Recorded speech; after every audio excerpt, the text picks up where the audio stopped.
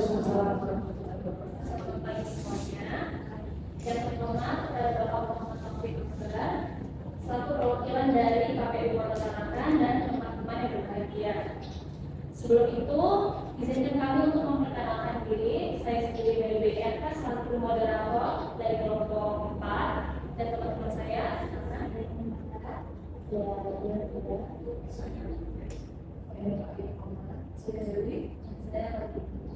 Dan ya, ada anggota kami satu lagi yang sekiranya hari ini tidak bisa hadir karena lagi di luar ruangan. Jadi tujuan kami datang ke sini adalah untuk memenuhi tugas KWU Pancasila. Oleh karena itu kami akan melakukan wawancara kepada Bapak terkait apakah Pancasila sudah sesuai dengan berjalannya demokrasi pada saat ini. Dan sebelumnya terima kasih juga buat Bapak Taufik Akbar karena telah berkesempatan hadir pada siang hari ini dan juga telah bersedia menjadi narasumber kami. Baik, untuk menghemat waktu kita semua, mari kita mulai tahap wawancaranya. Baik Pak, langsung saja ya Pak ya. Di sini kami akan bertanya bagaimana KPU menghadapi isu keberagaman dan persatuan nasional dalam penyelenggaraan pemilu di Indonesia, serta upaya apa yang dilakukan untuk memastikan pemilu berjalan secara adil dan merata di seluruh wilayah, terutama pada di wilayah marginal gitu Pak, kelompok marginal. Oke, baik, terima kasih. Assalamualaikum warahmatullahi wabarakatuh. Selamat siang adik-adik sekalian, terima kasih sudah hadir ya kita diskusi ya, terkait masalah demokrasi. Yang pertama terkait masalah pelaksanaan pemilu, bagaimana kemudian yang seperti yang ditanyakan itu KPU itu melakukan berbagai upaya-upaya. Beberapa diantaranya adalah yang pertama adalah melakukan sosialisasi untuk kemudian namanya jangan sampai melakukan kampanye sara, ya, suku, agama, ras dan adat. Jadi semua kita antisipasi hal-hal yang seperti itu. Yang kedua, selalu meneriakkan namanya stop politik identitas. Politik identitas adalah bagaimana kemudian kita mengedukasi masyarakat itu tidak kemudian terbawa-bawa dengan suasana-suasana atau materi-materi yang disampaikan oleh beberapa kandidat misalnya. Contoh yang dikatakan sebagai politik identitas itu misalnya ya hubungannya juga dengan sara. Contoh misalnya dengan kelompok agama tertentu, kemudian dengan kelompok suku tertentu. Nah, itu selalu kita mengantisipasi itu. Beberapa poin yang selalu kita kampanyekan adalah sosialisasikan adalah stop masalah sara, ya, politik identitas, hoax dan politik. Itu yang menjadi konsen kita dalam melakukan edukasi kepada seluruh kelompok masyarakat. Itu yang pertama terkait masalah bagaimana kemudian menghindari hal-hal yang tidak diinginkan dalam proses berjalannya demokrasi yang kita laksanakan. Selanjutnya terkait masalah segmentasi pemilih. Segmentasi pemilih misalnya kelompok-kelompok marginal.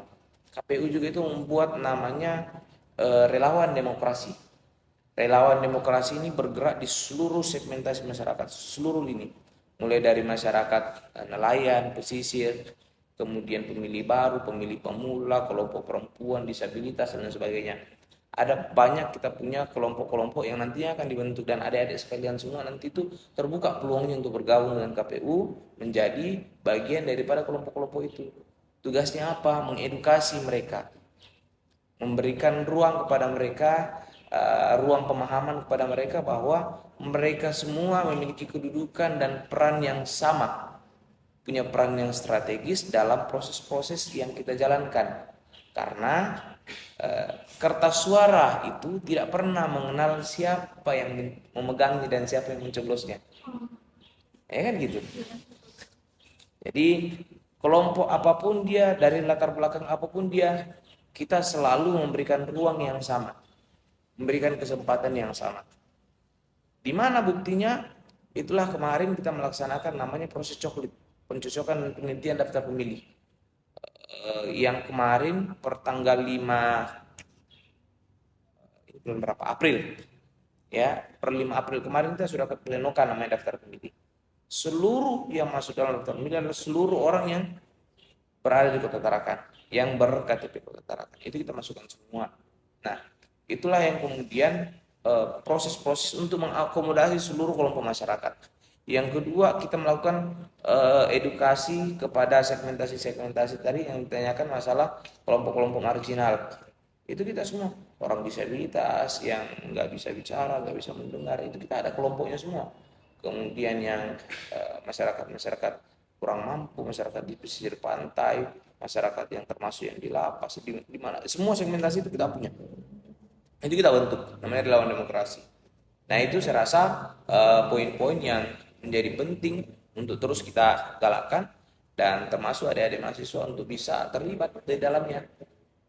Jangan kemudian hanya di kampus saja dengan teori, tapi harus turun ke, kita mengajak untuk sama-sama terjun langsung ke masyarakat untuk kemudian sama-sama mengedukasi. Kita siapkan materinya, dan seluruh keperluan-keperluannya, ATK-ATK-nya, alat-alat peraganya yang dibutuhkan, itu kita sudah siapkan semua. Nah, itu untuk langkah awal yang kita lakukan terkait pertanyaannya.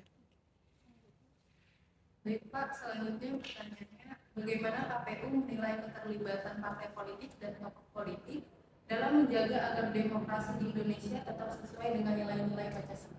Oke. Terkait masalah partai politik dan tokoh-tokoh masyarakat, itu dalam setiap kesempatan, dalam tahapan-tahapan itu kami selalu mengundang tokoh masyarakat dan tokoh partai politik.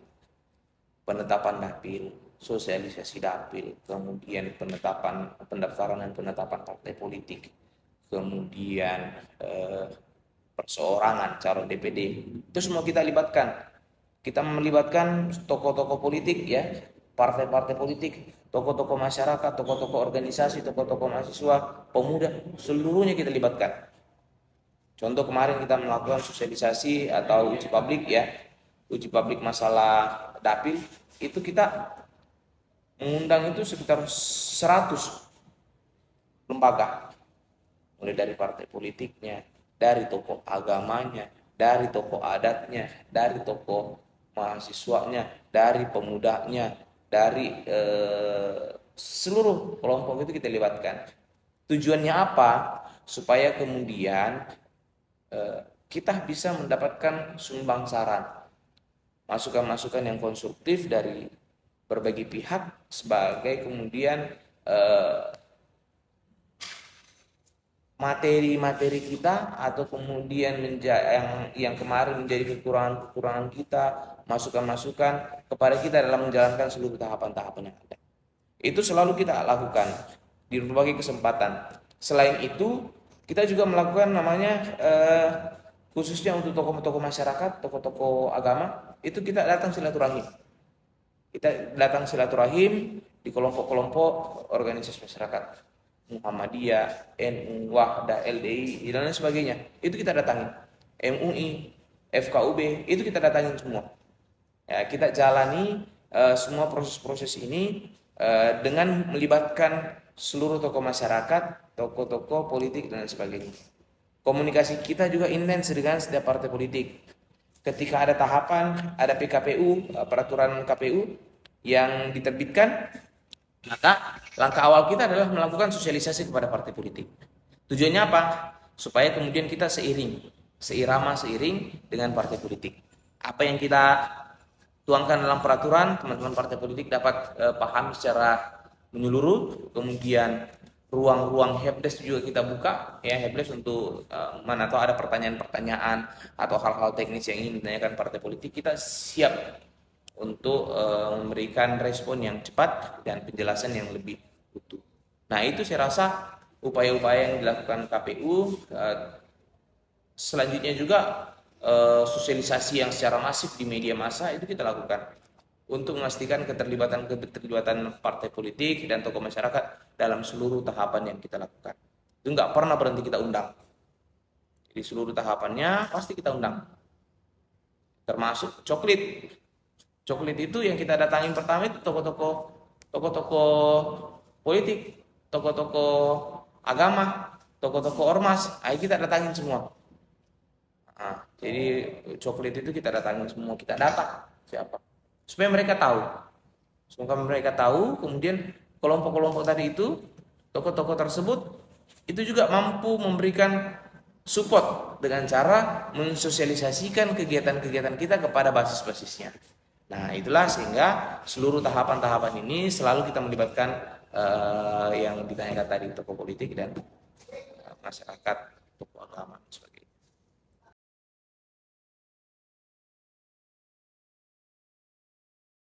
Bismillahirrahmanirrahim. Assalamualaikum warahmatullahi wabarakatuh. Waalaikumsalam warahmatullahi wabarakatuh.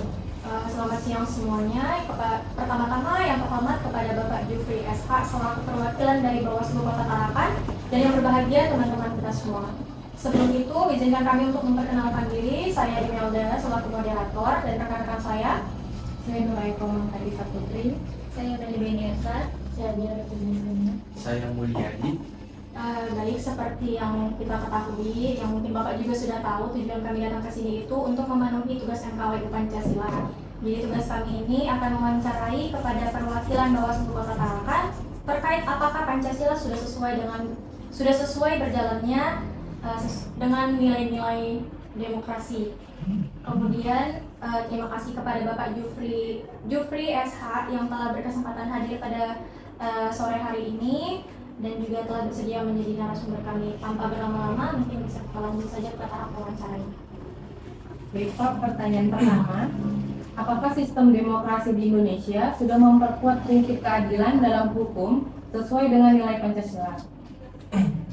Kalau menurut saya itu masih berproses, karena kan untuk menuju suatu demokrasi, apalagi sudah nilai-nilai Pancasila ya, harus berproses karena masih banyak yang harus diperbaiki untuk menuju ke sana. Salah satunya tadi itu masyarakat harus edukasi, peserta itu harus diedukasi, dan polanya memang harus dirubah. Bahkan seperti dengar isu yang enggak, kalau mau dijadikan sistem pemilihan ini sistem proporsional tertutup. Kalau tertutup tuh partai, jadi dewan yang menentukan. Sama kayak pemilu, kapan dia menang Gus Dur itu? Gus Dur Megawati itu. Nah, itu masih tertutup. Jadi kita tuh milih partainya aja, siapa yang duduk di dewan. Jadi ya, jadi kalau terbuka itu uang yang dikeluarkan calon itu banyak. Ya, jadi lebih inilah. Kalau tertutup itu nggak banyak calon, jadi cuma dia dan kalian jadi partai. Ya, kalau di terbuka kan masyarakat tuh, berapa masyarakat yang Kan tadi memang kita ini kan masih berproses. Kalau menurut Bapak sendiri, bagaimana sistem pemilihan yang bagus? Apakah pemilu ini menurut Bapak sudah tepat atau mungkin dengan sistem yang lama? Kalau menurut pribadi bisa. Menurut saya sih kayak itu, saya sepakat kalau itu sistem pemilihan kita tuh tertutup, enggak anu sih, untuk dari segi pengawasan tidak terlalu banyak yang diawasi. Kemudian juga lebih ke calon legislatifnya lebih bisa punya kemampuan dibandingkan terbuka. Jadi kalau terbuka itu hanya untuk mengisi kekosongan dapil-dapil itu. Jadi misalkan partai ini partai gabungan ini masih punya caleg itu 5 orang, jadi dia sementara itu harus mengumpulkan 30 orang, jadi harus mencari kekuatan itu. Nah, kalau tertutup tuh dia diseleksi oleh partai yang menseleksi, jadi dia lebih punya kapasitas dibandingkan yang lebih punya kemampuan itu. Pertanyaan selanjutnya, ada munculnya istilah golput dalam penyelenggaraan pemilu yang dinilai tidak demokratis. Lalu bagaimana tanggapan Bawaslu mengenai hal tersebut? Sekarang saya kasih perumpamaan begini. Saya ngasih tugas si A misalnya, tolong kamu pergi belanja ke warung. Itu tergantung dia kan, mau pergi apa enggak kan, mau kamu pergi ke warung, habis itu sisanya uangnya kamu kemanakan lah, atau kamu itu dimulai kan, mau dikembalikan apa enggak kan. Kan ada orang tuh tata asas lah, maksudnya begini, dia lebih takut untuk menerima ketika dia dikasih. Itu dari pilihan mau dikasih kembali apa enggak, kan ini sudah dikesampingkan kan. Ada yang memang mau dikasih, ada yang memang enggak dikasih. Nah, begitu juga dengan golput, dia mau memilih apa tidak memilih, terserah kan orang-orang tersebut kan. Hanya saja ketika dia mau mengambil kembaliannya tuh, berarti dia apa namanya, ada sisi baiknya kan, bisa dibelanjakan buat apa nih kan. Nah, begitu juga dia ketika dia memilih, berarti dia punya keuntungan sebenarnya di situ. Ketika dia tidak memilih, tidak apa dia, tidak maksudnya ketika uangnya dikembalikan, tidak merasa dirugikan juga, walaupun dalam konteks dia, tapi dalam konteks lebih luas dia harusnya dirugikan karena dia menentukan pilihan dan calon pemimpin. Nah, calon pemimpin kan perlu ada yang diketahui, setiap apa yang kita lakukan itu, pemerintah lakukan itu nuansanya politik. Contohnya apa? Setiap kebijakan yang dikeluarkan oleh pemerintah daerah, presiden dan lain itu semuanya bernuansa politik. Itu misalkan beasiswa itu putusan politik, perbaikan jalan itu putusan politik, jembatannya putusan politik. Beasiswa saja ketika dinyatakan ada mahasiswa ini terbebas dari mendapatkan beasiswa dari pemerintah, itu kan perlu persetujuan dari berbagai pihak. Itu kan ada putusan politik itu. Sangat disayangkan ketika ada seseorang yang golput. Ya, kita berupaya menekan angka golput walaupun itu ranahnya KPU. Kita kan ranahnya di pengawasan, bagaimana cara menekan angka tersebut, ada orangnya di KPU, bagaimana mereka mensosialisasikan agar tidak golput. Bahkan fatwa MUI di pusat golput ada haram ya, seingat saya adalah haram. Yang jelas tuh rentan sekali untuk pemilih pemula di SUPI karena kan ini masih kan nggak begitu familiar dengan pemilu, jiwa mudanya masih ototnya kan semuanya. Jadi untuk meraih sesuatu tuh kadang tuh tanpa pikir panjang dia. Pertanyaan selanjutnya, dalam konteks perdebatan publik yang terjadi dalam sistem demokrasi, bagaimana cara kita dapat memastikan bahwa kebebasan berpendapat tidak melanggar nilai-nilai Pancasila seperti persatuan dan kesatuan? Kalau untuk kita menilai melanggar apa tidak dalam hal perdebatan itu tentunya ada koridornya, ada namanya, juga ada rambu-rambunya.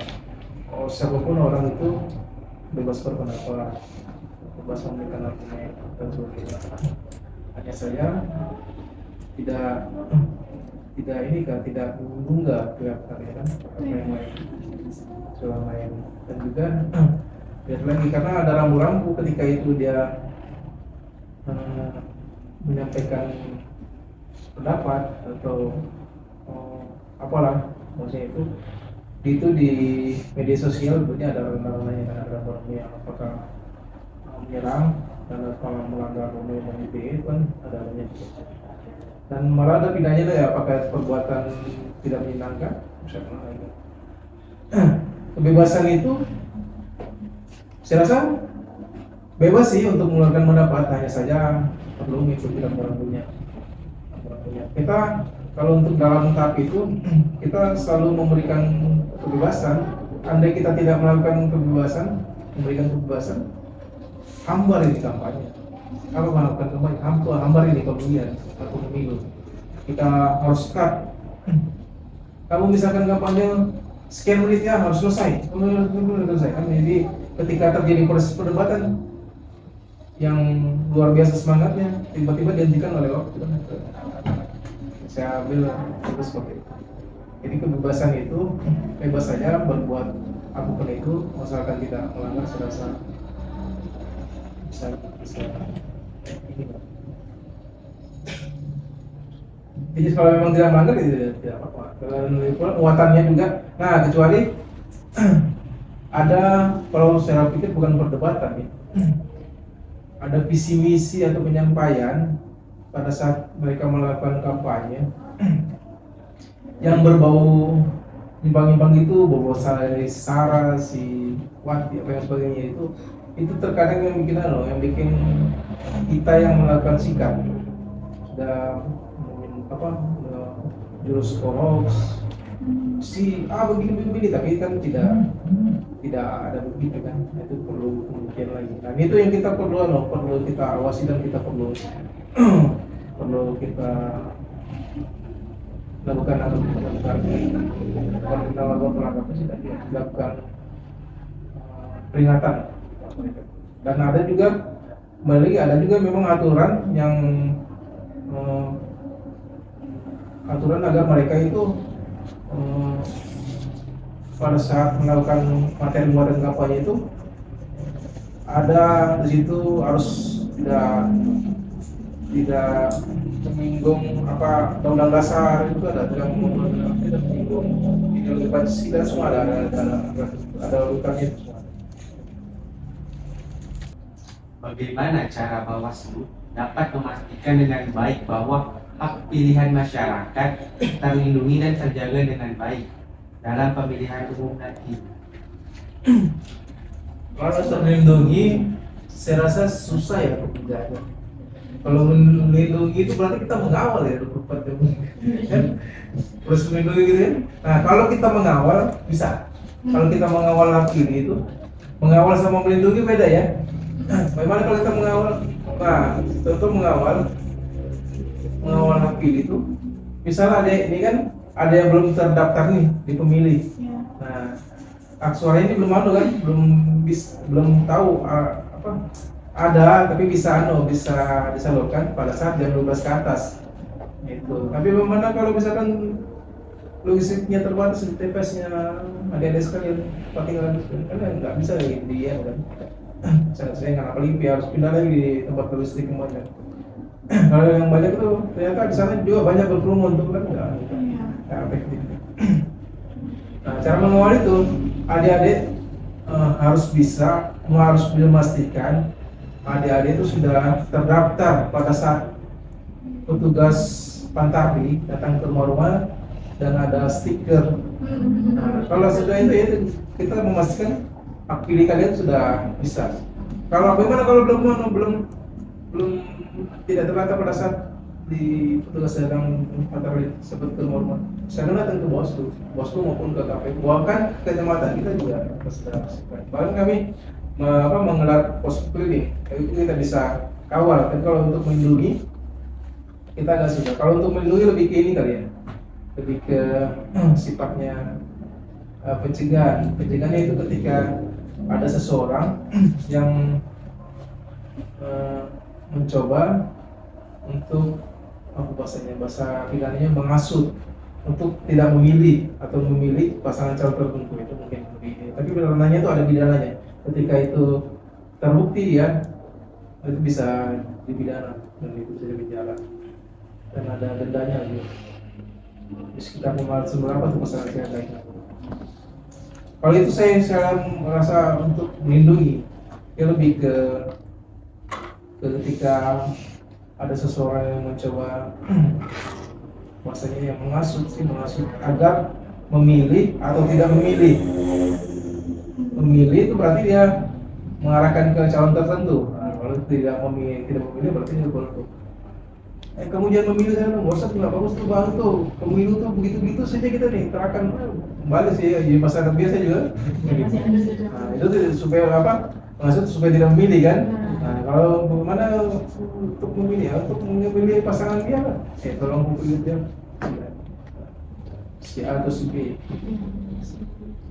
Biasanya begitu. Itu ada pidananya lah itu memang kita harus bahasanya kawal atau lindungi.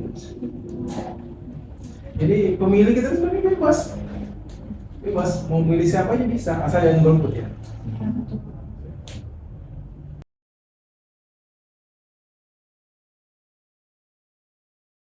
Izin Pak, Bapak ini kan salah satu politisi PDI Perjuangan. Lantas bagaimana sih Pak peran PDI Perjuangan untuk menghadapi isu-isu kritis seperti kemiskinan, pendidikan, kesehatan, serta ketimpangan sosial dalam program dan perjuangan partainya itu sendiri Pak? Kalau di partai kita sendiri, di Partai PD Perjuangan itu ADRT kita, anggaran rumah tangga itu ditekankan bagi kader partai, mau itu dia fraksi atau pemerintah daerah ataupun dia yang sekarang RI1 dari PD Perjuangan harus mengedepankan yang namanya moto kunci. Nah, ibu ketua umum kami setiap naik di podium itu pasti yang dia kedepankan bahasa itu. Kamu sudah membangun ideologi gotong royong nggak? Sudah punya ideologi gotong royong nggak? Sudah punya ideologi kemanusiaan nggak? Sudah punya ideologi jiwa Pancasila nggak? Kalau dalam beberapa yang ibu sebutkan ini kamu belum melangkah ke sana, itu berarti kamu bukan dari kader partai PD Perjuangan. Ibu ketua umum sangat mengedepankan namanya ideologi gotong royong, ideologi Pancasila. Lebih mengedepankan pandang wong cilik, turun ke bawah. Kalau kamu fraksi atau legislatif atau eksekutif, pandang ke bawah. Tatanan pemerintahan kamu atur, tapi utamakan barisan bawah. Dalam tanda kutip barisan bawah dalam itu garis kemiskinan, rakyat yang perlu sentuhan dengan sentuhan pemerintah, membangun usaha-usaha UMKM. Nah itu yang kalau kami pada kesimpulannya itu maupun kader partai atau sudah duduk di eksekutif atau legislatif diutamakan untuk perhatikan wong cilik, bangun ideologi gotong royong ke masyarakat yang betul-betul bersentuhan. Di PD Perjuangan itu kita ada nama struktur Bamusi, Baitul Muslimin Indonesia. Ada namanya BNI, Banteng Milenial Kader Terpukul. Ada namanya Banteng Jiwa Pemersatu Kesulitan Masyarakat di daerah tertentu di mana. Ada namanya pembina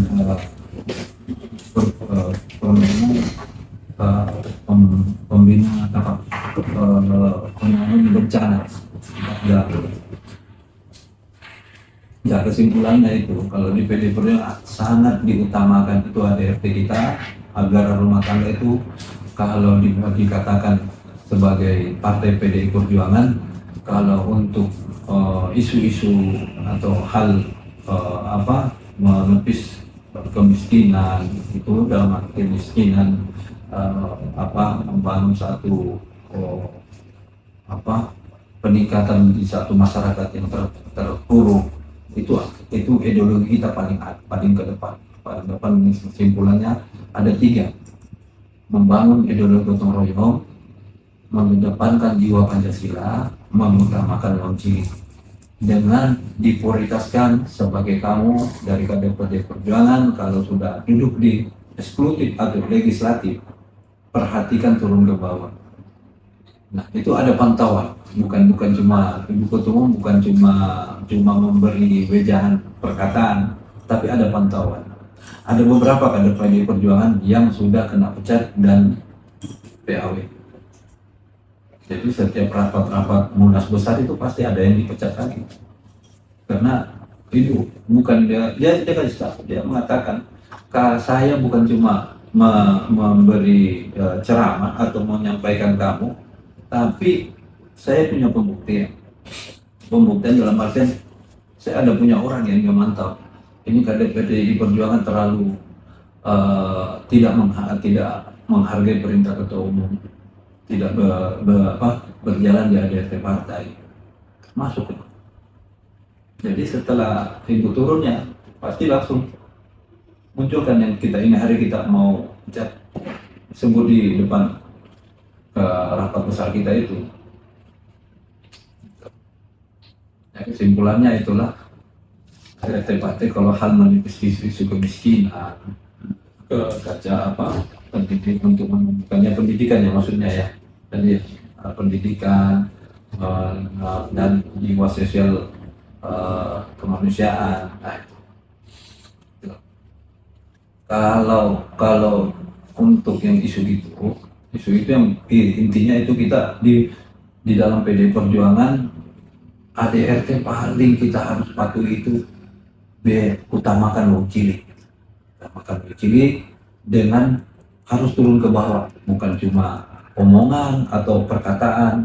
Kami PD Perjuangan ADRT kami membela wong cilik, tapi kami dipaksa harus turun ke bawah. Yang terbukti ya eksekutif kita satu di sini yang Pak Deddy Sitorus sendiri, yang betul-betul dia orang dari Medan karena ditugaskan ketua umum untuk turun bertarung di Kaltara. Kalau memang kamu memang bisa memenangkan pertarungan di sana, yang saya minta cuma dua, bangun ideologi gotong royong ke masyarakat pelosok yang katanya belum pernah tersentuh oleh pemerintah.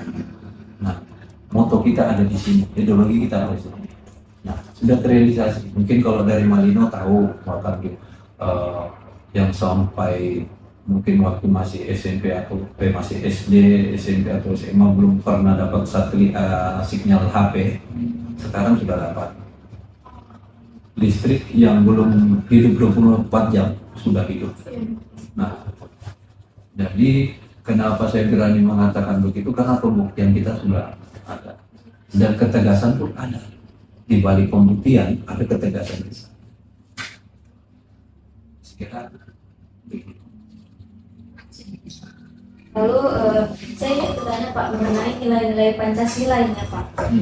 Bagaimana implementasi atau contoh nyata dari nilai-nilai tersebut yang Bapak sendiri rasakan dalam sistem politik di Kota Tarakan ini sendiri? Kalau saya sendiri sih dari